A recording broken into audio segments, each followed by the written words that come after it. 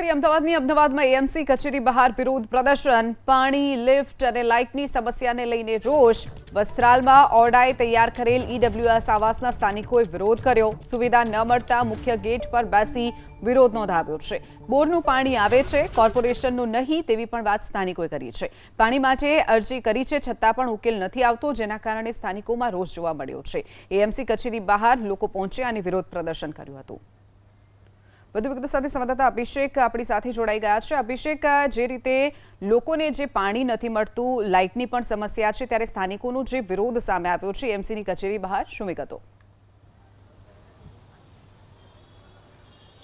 બિલકુલ, વસ્ત્રાલ વિસ્તારમાં ઓરડાના મકાનો આવેલા છે. ત્યાં પાયાની સુવિધાઓ જે છે તેનો અભાવ જોવા મળતો હોય તે પ્રકારની માહિતી સાથે અત્યારે કેટલાક તેના સ્થાનિકો જે છે તે અમદાવાદ મ્યુનિસિપલ કોર્પોરેશનની ઓફિસ ખાતે આવ્યા હતા. ઉગ્ર રજૂઆત કરી હતી. ગેટ પાસે બેસીને તેઓએ જે પાયાની સુવિધાઓ જે નથી મળતી તેના વિરુદ્ધ સૂત્રોચ્ચાર કર્યા હતા. ત્યારે જોઈ શકાય છે કે આ તમામ ત્યાંના સ્થાનિકો જે છે તે ઓરડામાં રહેતા રહેવાસીઓ છે તે અત્યારે અહીં પહોંચ્યા છે અને તે લોકોની જે પાયાની સુવિધાઓ જે નથી મળતી તેને લઈને કેટલીક ફરિયાદો હતી. ત્યારે મહિલાઓ અહીંયા આપણી સાથે છે, આપણે મહિલાઓ સાથે વાત કરીશું. બેન, સૌથી પહેલાં તો તમારું નામ, ક્યાંથી આવ્યા છો અને શું તકલીફ છે? રમીલાબેન ચૌહાણ, વઢવથી. કેવી તકલીફો પડી? પાણીની તકલીફ બહુ પડે. બોર નાનો, પાણી આવતું નહીં, કરવાનું અને પાણી નકરો ખાર આવે. આ મ્યુનિસિપાલિટીમાં 2-3 વખત અરજી આલી આવ્યા તોય કોઈ વાપરતા નહીં. આ વિરાટનગર તોય કોઈ વાપરતા નહીં. તો કરવાનું હોય આવે તો અહીંથી ને બગાડ દે. તો પછી પબ્લિક આવે જ ને હોય પાણી માટે અને બીમાર પડી જાય. 2 તો મોત થયા. અને ખાર, એકદમ ખાર પાણી આવે, ગંદુ પાણી. અને ફિલ્ટર હા તોય નહીં ચાલુ કર્યું બિલ્ડરે. તો પાણી વગર કરવાનું, પબ્લિક બસ કંટાળીને આવે જ ને. તો પછી એનો રસ્તો અમને બતાવો કે પાણી અમને આલું મ્યુનિસિપાલિટીવાળાને કે આ તો બધે પ્રોબ્લેમમાં આવું મ્યુનિસિપાલિટીવાળા કરે. તો તમે સુવિધામાં રહેતા હોય, એસીમાં રહેતા હોય, ગરીબો મરે તો પછી મકાનો તમે કરો શું કરવા આવા? તો તમે ગરીબોને મારો. બિલકુલ, પાણીની સમસ્યા છે, સાથે અન્ય મહિલા પણ છે. पानी समस्या, बीजी कई कई समस्याओं का सामना करो? अगर पानी नहीं देने का था तो चाबी क्यों दिया हम लोगों को? चाबी नहीं देना चाहिए था. हम लोग भाड़े से रह के तात्कालिक यहाँ पे पोजीशन मिल गया तो हम लोग यहाँ पे 9 महीने से तकलीफ हो रहा है हम लोगों को पानी का. पानी इतना गंदा आता है कि बच्चे भी बीमार हो रहे यहाँ पे. और सुविधा हाँ बोर भी छोटा है और इसके लिए हमको पानी साफ सफाई नहीं है, गंदा पानी बहुत आता है. पानी की टांकी इतनी गंदी है, उसको साफ सफाई करे बगैर हमें पानी दिया गया है. एएमसी ने बोला गया है कि ये जो बिल्डर का हमको जो बोर दिया हुआ है वो बिल्डर बोलता है हम सेवा दे रहे हैं.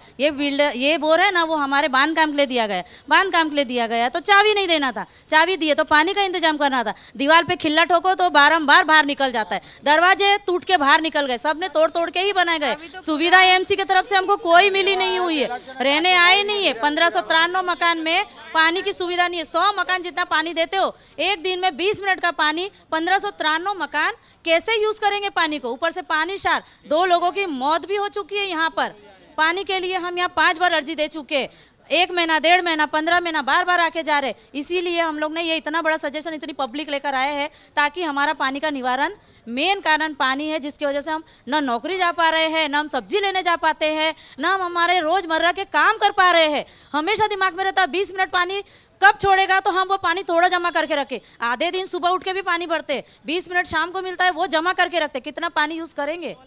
1600 मकान. हमारे घर में भी डी ब्लॉक में रहते, 7वें मार पे भी इतनी दीवारों में दरारें पड़ी है और गेट भी मतलब कोई योग्य लायक काम है किया ही नहीं है. और पानी की समस्या तो बड़ी ही है. પાણીની સમસ્યા છે, સાથે હલકી ગુણવત્તાનું મટીરિયલ વાપર્યું તે પ્રકારની વાત છે. પુરુષ પણ છે, એ પૂછી લઈએ તમને. ક્યાં રજૂઆત કરી હતી, શું જવાબ તમને મળ્યા? અમે રજૂઆત તો વિરાટનગરમાં કરી.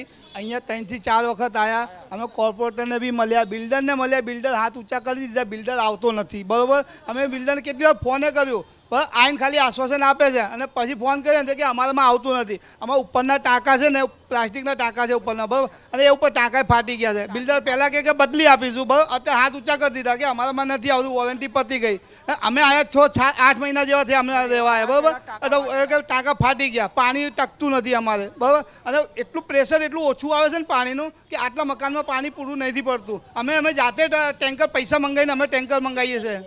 અમે અહીંયા કેટલી વાર અમે આવ્યા, અમે કેટલી વાર અહીંયા આવ્યા રજૂઆત કરવા, અમે અહીંયા કેટલી વાર રજૂઆત કરવા આવ્યા, બરાબર, પણ તોય અમારું કોઈ સાંભળતું નથી. તો અમારું કોઈ નહીં સાંભળતું. અમે કેટલી વાર રજૂઆત કરી, બિલ્ડરને બોલાય બિલ્ડર કે આ બધું તમે ગટરનું પાણી ટાંકીમાં જાય છે, ગટરનું પાણી ટાંકીમાં જાય છે, કીધું સાફ કરી આપો, બિલ્ડર સાફ કરી નહીં આપતો, બિલ્ડરે સાફ નહીં કરી આપતો. ગટરનું પાણી છે ને, ગટર ઉભરાય છે, ગટરનું પાણી ટાંકીમાં જાય છે, પણ એ પીવા લાયક છે નહીં પાણી.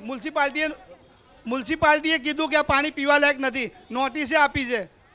બિલકુલ મોટી સંખ્યામાં અહીં લોકો આવ્યા હતા, ત્યારે કેટલાક 4 થી 5 લોકો ઉપર મેયરને મળીને આવ્યા છે, રજૂઆત કરી છે. આપણે જાણીશું રજૂઆત કરવા ગયા હતા, કેવી રજૂઆત કરી, શું જવાબ મળ્યો? સૌથી પહેલાં તો હું રસ્તામાં અહીં આવતા હતા ને ત્યારે મને મેયરનો ફોન આવ્યો હતો કે તમે લોકો કે ક્યાં જઈ રહ્યા છો તમે. મને લાગ્યું કે ન્યૂઝ રિપોર્ટર વાત કરતો છે મારાથી. તમે સાહેબ અમે કોર્પોરેશન જે છે ત્યાં અરજી કરવા માટે પાણીની, કે વાંધો નહીં તમે પાણી માટે જો કે તમે તમારા કોર્પોરેટરને મળો ને. મેં કીધું કોર્પોરેટરને અમે કંઈ વાત થઈ નથી, અમારે કંઈ એ કંઈ ખબર નથી અમને કંઈ એટલું. અમે લોકો ત્યાં જઈએ છીએ કારણ કે અમે 3 થી 4 વાર ત્યાં જઈને આવ્યા છે, અમારું કામ થયું નથી. કે તમારી પાસે એની અરજી છે? મેં કીધું હા મારી પાસે અરજી છે. કે વાંધો નહીં તમે મોકલજો. મેં કીધું સાહેબ તમે કોણ વાત કરો? કે તમે મને ઓળખ્યા નહીં? મેં કે ના ઓળખ્યા. કે હું હિતેશ બારોટ છું. તો મને ખબર નથી હિતેશ બારોટ કોણ છે, મને નથી યાદ હતી કે હું મેયર છું એનો, એટલે તમને ફોન કર્યો છું. પછી અમે ઉપર ગયા ને તો અમને કીધું છે કે તમારું લાઈન 15 દિવસની અંદર તમારું લાઈન પાણી આવી જશે, અને તમારે જે અત્યારે ટાંકીમાં પાણી નથી તો તમારે ટેન્કરની વ્યવસ્થા અમને કરી આપશું તમને. અને અત્યારે વિરાટનગરના જે પૂર્વજોના માણસો છે ને ત્યાં ઊભા છે અમને બતાવવા માટે કે તમારી લાઈન અહીંથી આવશે. અને એમના જે પીએ જે કોઈ માણસ હતું એમને કીધું છે અમને કે તમારા પાઇપનું પૈસા, પાઇપનું એસ્ટિમેટ બધું અમે લોકો અત્યારે આપી દીધું છે કરવા માટે, અને ટૂંક સમયમાં તમારું પાણી આવી જશે તમારું. બિલકુલ, એટલે કે નવનિયુક્ત થયેલા મેયર જે છે તેમની સાથે તેમની મુલાકાત થઈ છે, અને તેઓએ ખાતરી આપી છે કે 15 દિવસમાં તેમના તમામ જે પ્રશ્નો જે છે તેનું સોલ્યુશન લાવવામાં આવશે. અન્ય પણ છે, તમે પણ મળીને આવ્યા ઉપર, શું જવાબ મળ્યો? સંતોષકારક જવાબ મળ્યો કે કેમ? સંતોષકારક થોડોક જવાબ મળ્યો છે અમને, પણ અમને જે 15 દિવસ કીધા છે, જો અમે જોઈએ છે કે 15 દિવસમાં અમારું કામ પૂરું થાય છે કે નથી થતું. બિલકુલ, એટલે કે મેયરને મળીને આવ્યા છે નવા મેયરને, અને મેયરે ખાતરી આપી છે કે 15 દિવસમાં તેમના તમામ જે પ્રશ્નો જે છે તેનો સમાધાન કરી આપવામાં આવશે. ચોક્કસથી અભિષેક, જોડાવા બદલ અને માહિતી બદલ આપનો આભાર. તો અમદાવાદમાં જે રીતે પાણીની તંગી સર્જાઈ છે, સ્થાનિકો પણ એએમસી કચેરી પહોંચ્યા અને વિરોધ નોંધાવી રહ્યા છે. પાણીનો ઉકેલ નથી આવતો, વારંવાર રજૂઆત કરી છે છતાં પણ સમાધાન ન થતા અંતે લોકો આજે એએમસી કચેરી પહોંચ્યા હતા, જેની બહાર વિરોધ પ્રદર્શન કર્યું છે. પાણીની તંગી છે, લાઇટની સમસ્યા છે, તો મેયર હિતેશ બારોટે રહીશોને વચન આપ્યું છે ટૂંક સમયમાં પાણી આવી જશે, 15 દિવસમાં સમસ્યાનો ઉકેલ આવશે તેવી પણ ખાતરી આપી છે. નવનિયુક્ત મેયર એક્શનમાં આવ્યા છે. મેયર હિતેશ બારોટે સ્થાનિક યુવકને ખુદ ફોન કર્યો અને શું સમસ્યા છે તે જાણવાનો પ્રયાસ કર્યો, અને સાથે જ તેમને કહ્યું કે 15 દિવસમાં જે પાણીની સમસ્યા છે તેનો અંત આવી જશે. ઈડબ્લ્યુએસના જે આવાસ આવેલા છે, લગભગ 1500થી પણ વધુ મકાનો જ્યાં પાણીની સમસ્યા ઊભી થઈ છે. વસ્ત્રાલમાં આ ઈડબ્લ્યુએસના આવાસ આવેલા છે, જેમાં 15 દિવસમાં પાણી લાવી આપવાની વાત મેયર હિતેશ બારોટે કરી છે.